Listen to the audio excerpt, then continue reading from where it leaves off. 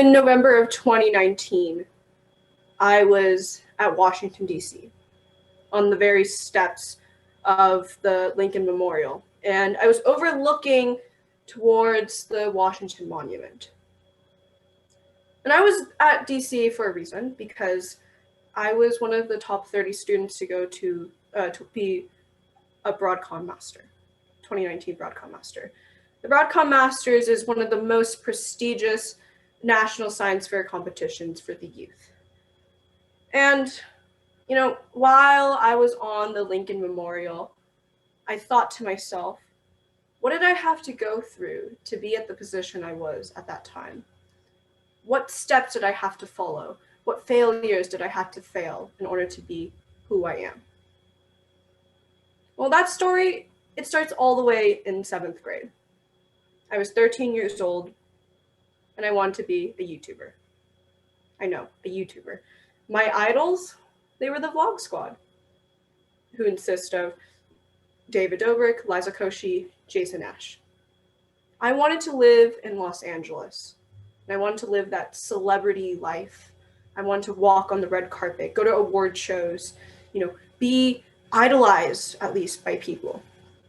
And I grew up a lot with YouTube, so this was how my childhood was when I was younger. So I would beg my parents almost every day just to let me go to Los Angeles for a couple of days or Hollywood for a couple of days. But my parents would never agree with me. So one day, my science teacher at that time, he announced that the 7th grade class of my school would be participating in the Monterey County Science Fair for that year. And there was an opportunity that if you won in your category or what so, you could be able to go to the State Science Fair, which was located in Los Angeles. And I thought to myself, okay, this is my chance to go to Los Angeles. All I need to do is just win in my category in the science fair and be able to go to Los Angeles. And my parents would probably agree because it's something, educational, and obviously they would agree to that. So for months, me and my partner, we would, work for a long time, especially me. I would work multiple hours, take my personal time, because I was so driven to just go to Los Angeles and do perfect on this project. So when the results came out for the science fair, it was around March of 2018. My dreams of going to Los Angeles were completely crushed. They were demolished. They were burned in fire, everything. And adding to that destruction, a third of my class was able to go to Los Angeles because they've won first place in their categories. And a lot of those people, they were my friends as well. So I was embarrassed, I was upset, but mostly I was jealous. And I ran out of that competition venue. It was this big community center, and I ran out, and my face was all red, and I was crying. And when I was in the car, I just sat there for 3 hours, just crying my eyes out, rolled into a ball, and I wouldn't talk to anyone. And my dad, left me in the car for a couple hours just to calm myself down. And he came back. He sat down with me. And he told me, are you done being sorry for yourself? Why won't you be able to move on because of this failure? And he also gave me 2 paths that I can follow in the future. Either I can sit here like this, feeling sorry for myself and not moving on, or I can move on, set a better goal for myself, a new goal for myself, learn from my failure, and self-improve myself. However, at that time, I didn't care what the heck he was saying. All I was thinking was, my dreams are crushed. All my friends, they get to have the time of their lives. And I was just here at school, I had to stay at school for a whole week.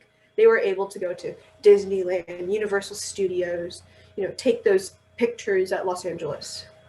Not to stay at school.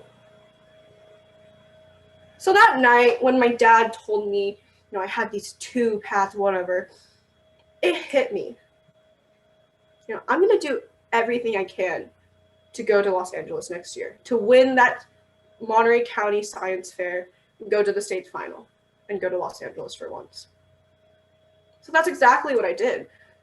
The following school year, I was an 8th grader, and I worked on a new project. And I worked really, really hard on this because from my past experience of the science fair, I've gained knowledge of what I needed to do and how I'm going to be accomplishing it. So with the little help from my past experiences, I had a better understanding of what I was going to be doing. And a lot of people, they called me foolish, and they called me, crazy that I was redoing a project that wasn't even, required. Because at my school, the science fair was only required for 7th graders. But as an 8th grader, I begged my science teacher at that time to sign me up for the science fair once again, so I can get another spot to compete, to go to the state. And a lot of those people who did call me crazy or foolish, those were the people who went to the state's fair the year before.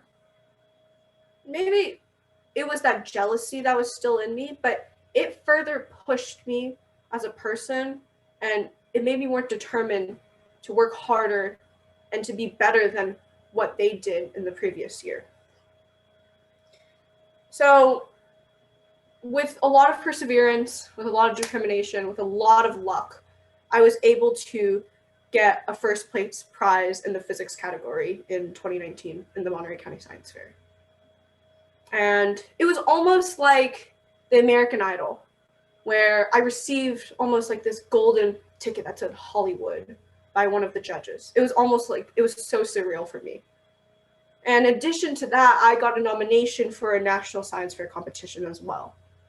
But at that time, I didn't think about that national science fair competition. All I was thinking was Los Angeles. I was going to Los Angeles for once, and I was going to live my life out. So a few months later, I was back at home, back from school, and I was completely exhausted. And then I received a phone call with the area code of 202. And I didn't know what this area code was, so I just hung up.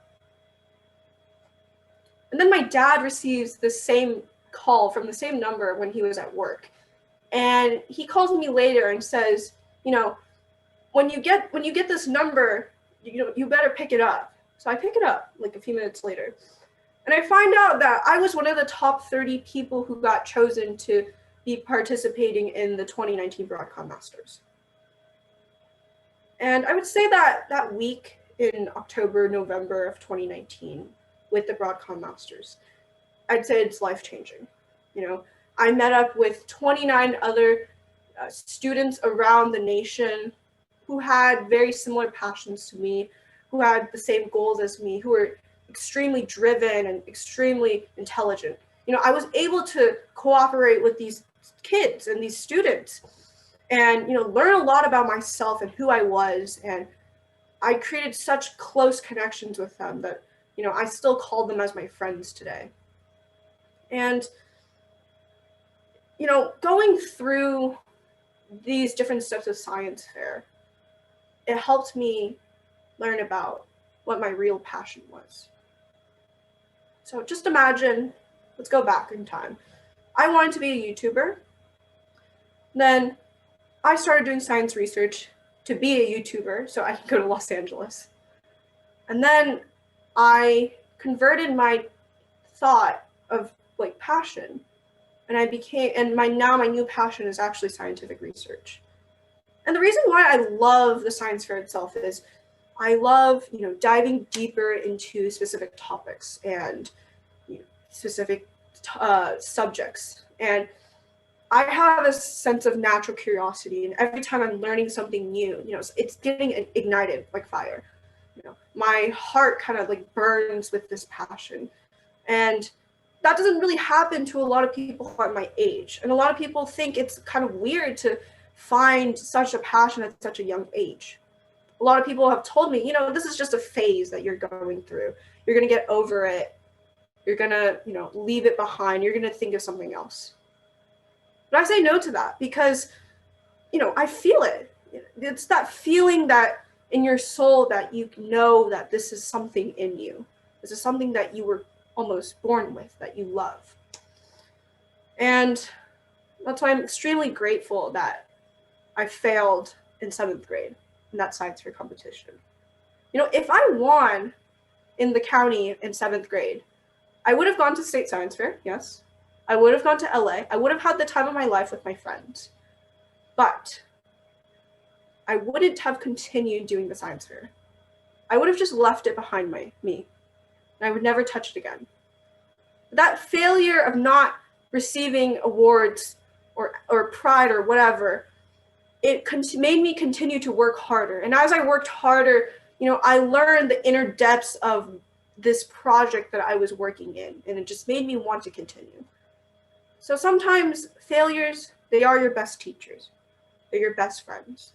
And they show you who you are as a person and what your full potential is.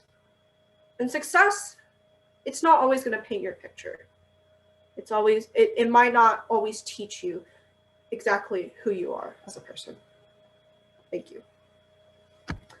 Oh, and also, I forgot, I did go to Hollywood, yes. And of course, I had to take the photos. So, yeah. Thank you very much.